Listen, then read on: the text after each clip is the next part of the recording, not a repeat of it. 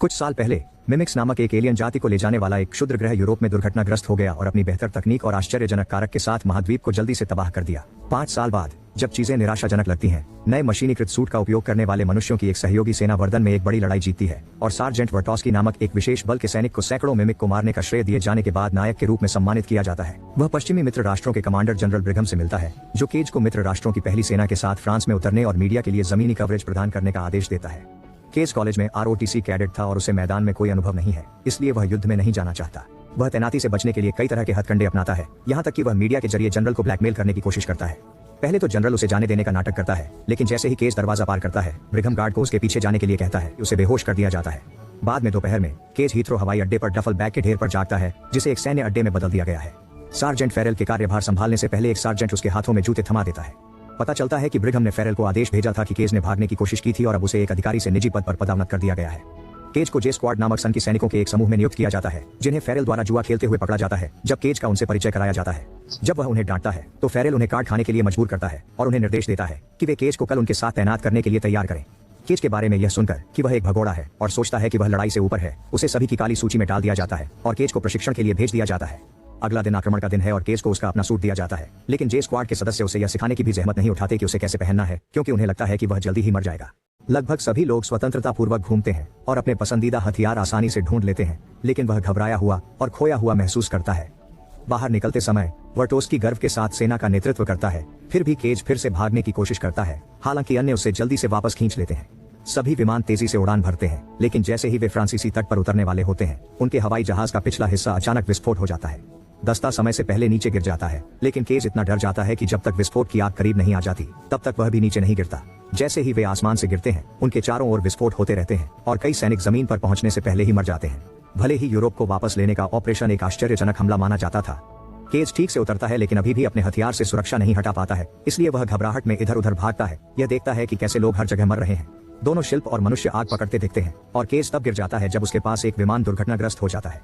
वर्टोस्की बाहर आती है और उत्कृष्ट क्षमता के साथ लड़ना शुरू करती है, लेकिन कुछ वार करने के बाद वह विचलित हो जाती है जब वह केज को जमीन पर देखती है और कुछ उसे मारता है, जिससे वह तुरंत मर जाती है।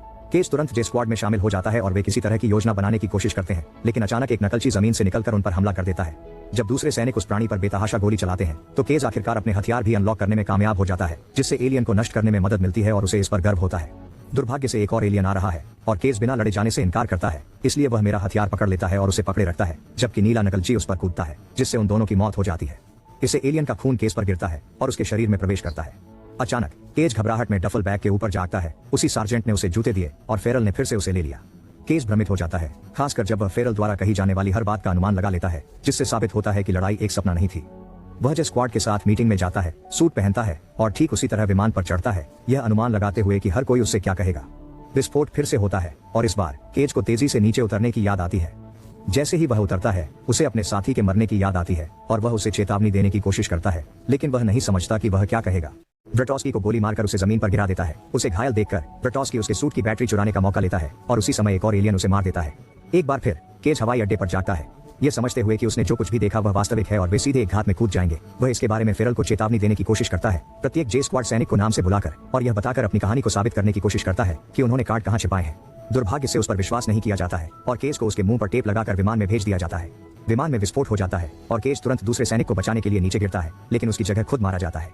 केज को आखिरकार समझ में आता है कि मरने से उसका दिन फिर से शुरू हो जाता है और वह उसे अपने फायदे के लिए इस्तेमाल करना शुरू कर देता है। कोई भी उसकी बातों पर विश्वास नहीं करता है, इसलिए वह बस लड़ाई में कूद जाता है और बार बार मारे जाने के बावजूद लोगों को बचाने की पूरी कोशिश करता है। दर्जनों असफल प्रयासों के बाद वह एक लूप पर पहुंचता है, जहां वह वर्टोस्की को इतनी दूर धकेल देता है कि उसे कुछ चेतावनियां दे सकता है, जबकि वह किसी भी चीज पर गोली चलाता है जो बिना देखे उसके बहुत करीब आ जाती है, क्योंकि उसे पहले से ही पता है कि सब कुछ कहां है। वर्टोस्की उसे हैरानी से देखता है, लेकिन फिर भी उसकी हर बात पर विश्वास करता है और जब दूसरा एलियन उसे मारने वाला होता है, तो वर्टोस्की कहता है कि जब चाहो मुझे ढूंढ लेना। वे दोनों फिर से मरने से पहले जाग जाते हैं। केज फिर से डफल बैग पर जागता है, लेकिन इस बार वह वर्टोस्की को खोजने के लिए खुद को समय खरीदने के लिए फेरल और जे स्क्वाड के साथ सहयोग करना शुरू कर देता है। वह अच्छे शिष्टाचार दिखाता है और फेरल को देखने से पहले स्क्वाड को कार्ड छिपाने में भी मदद करता है। अब जब भी वे प्रशिक्षण के लिए जाते हैं, तो वह छिपकर भागने का तरीका सीखना शुरू कर देता है। उसका पहला प्रयास व्यायाम दिनचर्या का इंतजार करना और ट्रैफिक में भाग जाना है, लेकिन इससे वह एक ट्रक से कुचल जाता है। कुछ मौतों के बाद वह बिना किसी परेशानी के लुढ़कने में कामयाब हो जाता है और भागने के लिए वाहन के पीछे छिप जाता है। वह कुछ प्रशिक्षण मशीनों को चकमा देकर उन्नत प्रशिक्षण सुविधा में प्रवेश करता है और वर्टोस्की उसे तब तक देखती रहती है जब तक वह यह नहीं कह देता कि उसने उसे भेजा है। वर्टोस्की तुरंत समझ जाती है कि वह किस बारे में बात कर रहा है और उसे यह कहते हुए ले जाती है कि उसे उसके अलावा किसी को नहीं बताना चाहिए क्योंकि वे उसे साइक वार्ड में भेज देंगे, जो जाहिर तौर पर उसके साथ पहले ही हो चुका है। फिर वह उसे डॉ कार्टर के पास ले जाती है, जो तुरंत सब कुछ मान लेता है और जांचता है कि क्या यह पहली बार है जब वे बात कर रहे हैं। यह पता चलता है कि वर्टोस्की के पास भी लूपिंग पावर हुआ करती थी, जो एक ब्लू अल्फा मिमिक के खून से प्राप्त होती है, लेकिन खून चढ़ाने के बाद वह इसे खो देती है। केज को हमेशा यह सुनिश्चित करना होता है कि वह पूरी तरह से मर जाए। इससे पहले कि वह खून खो सके, केज डूबने के लिए पानी में कूद जाता है। अगले लूप के दौरान केज वर्टोस्की और कार्टर के पास जाता है और उन्हें बताता है कि ओमेगा बांध में नहीं है। वे दर्शन का पता लगाते हैं और वर्टोस्की की सफलता ओमेगा मिमिक ओवरमाइंड द्वारा मनुष्यों को यूरोप पर आक्रमण करने के लिए नीचे लाने की एक चाल थी, जहां उन पर घात लगाकर हमला किया जाएगा और उनका सफाया कर दिया जाएगा। कोई अन्य सुराग न मिलने पर कार्टर द्वारा बनाया गया उपकरण उनका अंतिम प्रयास बन जाता है, लेकिन दुर्भाग्य से इसे ब्रिघम द्वारा जब्त कर लिया गया था। वर्टोस्की और केज मशीन को पुनः प्राप्त करने के लिए अपनी अगली योजना बनाते हैं। वे प्रशासनिक बेस में प्रवेश करने के लिए कई प्रयास करते हैं, गार्डों और इमारत में मौजूद प्रत्येक कर्मचारी के पैटर्न को समझते हैं ताकि वे इमारत में बिना किसी को पता लगे आगे बढ़ सकें और सुरक्षित रूप से लिफ्ट में चढ़ सकें। वे आखिरकार ब्रिघम के पास पहुंचते हैं तो वे उसे बताते हैं कि उन्होंने यह बातचीत कई बार की है। इसे साबित करने के लिए केज सचिव द्वारा कही जाने वाली या की जाने वाली हर बात की भविष्यवाणी करता है। प्रभावित होकर ब्रिघम तिजोरी से मशीन ले लेता है और कहता है कि वह इसका इस्तेमाल करना चाहता है, लेकिन केज मना कर देता है क्योंकि यह गलत हो सकती है और वह लूप नहीं कर सकता। उन्हें मशीन दे देता है और जाने देता है, लेकिन यह भी एक चाल है। बाहर उसके गार्ड इंतजार कर रहे हैं और वे उन्हें गिरफ्तार करने की कोशिश करते हैं। दोनों तुरंत पार्किंग की ओर भागते हैं और एक कार चुराकर तेजी से भागते हैं। जितना संभव हो सके उनका पीछा कर रहे गार्डों की गोलियों से बचना होता है। जब वर्टोस्की गाड़ी चला रहा होता है, केज अपने पैर में मशीन का इंजेक्शन लगा लेता है और उसकी आंखें काली हो जाती हैं क्योंकि उसे कुछ दिखाई देने लगता है। पता चलता है कि ओमेगा पेरिस के लॉवर संग्रहालय के नीचे है। केज जाग जाती है और वर्टोस्की को इसके बारे में बताती है क्योंकि वह सड़क पर गाड़ी चलाने में कामयाब हो जाती है, लेकिन गोलीबारी होती रहती है और अचानक मेका सूट पहने एक सैनिक सड़क को अवरुद्ध कर देता है। सूट की ताकत से वह कार को रोकने में कामयाब हो जाता है और टक्कर के कारण दोनों बेहोश हो जाते हैं। कुछ घंटे बाद केज एक अस्पताल के गरनी से बंधा हुआ और गिरफ्तार होकर होश में आता है। उसे पता चलता है कि अब वह खतरे से बाहर है क्योंकि उसे रक्त आदान दिया गया था। वह उसे मार डालना चाहती है, लेकिन वह उसे समय रहते रोक देता है और बताता है कि उसे लगता है कि वह अब और नहीं घूम सकता। इसके बाद वर्टोस्की उन दोनों को छुड़ाता है और वे केज के पुराने सुरक्षा ज्ञान की बदौलत सावधानी से वापस बेस में घुस जाते हैं। आक्रमण से पहले उनके पास केवल 3 घंटे हैं और उन्हें ओमेगा को लूप के बिना मारने में सक्षम होने के लिए सैनिकों की आवश्यकता होगी। केज जे स्क्वाड से संपर्क करने और उन्हें यह समझाने का फैसला करता है कि वह सच बोल रहा है। वह इसके बारे में बताता है। दस्ता प्रभावित है, लेकिन उन्हें यकीन नहीं है कि वे एक अजनबी का अनुसरण करना चाहते हैं। सौभाग्य से प्रसिद्ध वर्टोस्की आगे आता है और तुरंत उनकी वफादारी जीत लेता है। सुबह में दस्ते को सूट मिल जाता है, लेकिन बाकी सेना में शामिल होने के बजाय वे एक विमान चुरा लेते हैं और उड़ जाते हैं। केज सभी को याद दिलाता है कि नीले अल्फा को न मारें या वे दिन को रीसेट कर देंगे। उन्हें केवल नारंगी एलियंस को मारना चाहिए। वह नहीं चाहता कि वर्टोस्की आए क्योंकि वह अब उसकी मौत को रीसेट नहीं कर सकता, लेकिन वह पीछे रहने से इनकार करती है। जब वे पेरिस पहुंचते हैं तो नकल करने वाले तुरंत विमान पर गोलीबारी शुरू कर देते हैं। अपने नेता की रक्षा करने का इरादा रखते हैं और पहला सैनिक मर जाता है। उसका सबसे अच्छा दोस्त बदला लेने के लिए विमान के दरवाजे से गोली चलाना शुरू कर देता है क्योंकि बाकी दस्ते बाहर गिर जाते हैं, लेकिन विमान नियंत्रण खो देता है और जमीन पर गिर जाता है, जिससे कुछ और सैनिक मारे जाते हैं। अचानक गिरने से केस पानी में गिर जाता है और सूट का वजन उसे नीचे रखता है। उसके पास तैरने के लिए इसे उतारने के अलावा कोई विकल्प नहीं है। फिर वह सावधानी से लूवर की ओर जाता है और पूरे क्षेत्र को खंडहर में पाता है। अचानक एक शोर उसे चौंका देता है, लेकिन यह केवल वर्टोस्की है जो बताता है कि दस्ते के 3 सदस्य मारे गए हैं। वे एक साथ मिलते हैं और महसूस करते हैं कि उनके पास आगे बढ़ने के लिए पर्याप्त गोला बारूद नहीं है। ओमेगा को मारने के लिए केवल कुछ हथगोले हैं। तभी केज को एक विचार सूझा। विमान उड़ नहीं सकता, लेकिन इसका इंजन काम कर रहा है, इसलिए वे इसे मिमिक रक्षकों के बीच से सरकाकर सीधे संग्रहालय में ले जा सकते हैं। जिन 2 सैनिकों के पास अभी भी सूट है, वे सारा मलबा हटा देते हैं और बैकअप के रूप में पीछे रहने का निर्णय लेते हैं। वर्टोस्की विमान को आगे बढ़ाता है और मिमिक्स तुरंत उनके पीछे आते हैं, इसलिए सैनिक उनसे लड़ने के लिए अपने सूट का उपयोग करते हैं। वे अपने पास उपलब्ध सभी गोला बारूद को गोली मारते हैं और कुछ नारंगी एलियंस को मारने में कामयाब होते हैं, लेकिन यह पर्याप्त नहीं है और दुख की बात है कि वे दोनों बहुत जल्दी मारे जाते हैं। मिमिक्स अगले विमान के पास पहुंचते हैं और तीसरा सैनिक भी विमान की तोपखाने का उपयोग करके अपनी पूरी ताकत से गोलीबारी शुरू कर देता है। दुर्भाग्य से एक ही समय में बहुत सारे एलियंस गोलीबारी कर रहे हैं और वह भी मारा जाता है।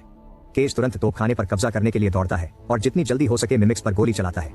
हालांकि वह केवल इंसान है और वह उन सभी को इतनी जल्दी नहीं मार सकता। मिमिक्स विमान के ऊपर कूद जाते हैं और छत को नष्ट करना शुरू कर देते हैं, इसलिए केज अपनी शूटिंग को अंदर की ओर मोड़ देता है।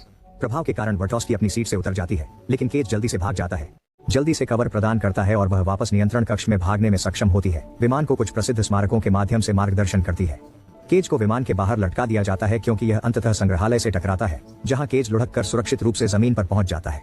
वर्टोस्की भी अपनी सीट की बदौलत दुर्घटना से बच जाती है और केज से मिलने से पहले अपने सभी बचे हुए हथियार उठा लेती है। दोनों मुख्य संग्रहालय के फर्श से भागना शुरू करते हैं। हालांकि वर्टोस्की धीमी है क्योंकि उसका पैर चोटिल है। वे रास्ते में कुछ एलियंस को गोली मारते हैं और केज फर्श के एक छेद में कूदने से पहले एक ग्रेनेड गिराता है, केवल भूमिगत क्षेत्र में एक कार के ऊपर उतरने के लिए। मलबा उनके ऊपर भी गिरने वाला। जब वे ऊपर की मंजिल पर मौजूद नकलची लोगों को उन तक पहुंचने का रास्ता ढूंढते हुए सुनते हैं तो दोनों को पता चलता है कि इलाके में पानी भर गया है और उन्हें एहसास होता है कि ओमेगा पानी के नीचे छिपा हुआ है। उस समय एक अल्फा उस इलाके में पहुंचता है और वे जल्दी से मलबे के पीछे छिपकर योजना बनाते हैं।